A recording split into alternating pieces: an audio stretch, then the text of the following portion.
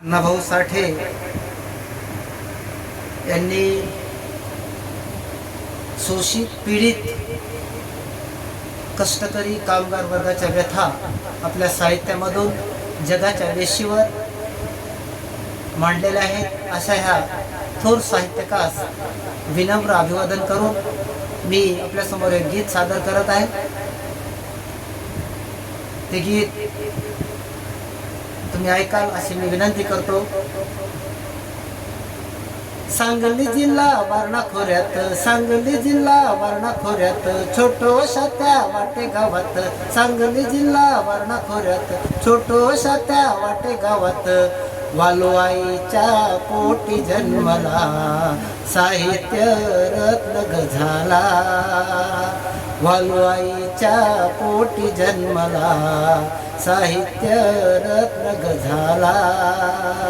सांगली जिल्हा वारणा खोऱ्यात, सांगली जिल्हा वारणा खोऱ्यात, छोटोशा त्या वाटे गावात, वालुबाईच्या पोटी जन्मला साहित्य रत्न झाला, वालुबाईच्या पोटी जन्मला साहित्य रत्न झाला.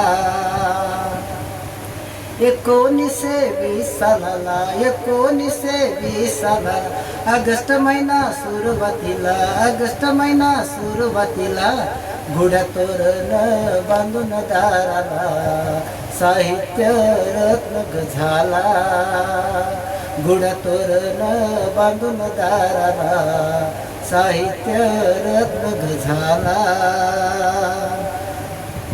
बारशाचा तो उत्सव झाला, बारशाचा तो उत्सव झाला, अण्णाभाऊ नाव दिले तयाला, बारशाचा तो उत्सव झाला, अण्णाभाऊ नाव दिले तयाला, हसरशियात हिरा तो चमकला साहित्य रत्न झाला, असरशियात हिरा तो चमकला साहित्य रत्न झाला.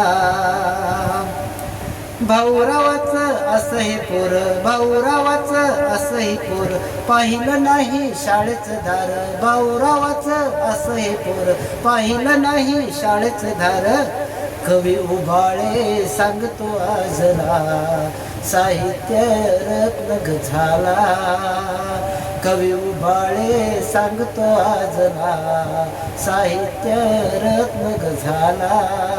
सांगली जिल्हा वारणा खोऱ्यात, छोटोशा त्या वाटे गावात, सांगली जिल्हा वारणा खोऱ्यात, छोटोशा त्या वाटे गावात, वालुआईच्या पोटी जन्मला साहित्य रत्न झाला, वालुआईच्या पोटी जन्मला साहित्य रत्न झाला.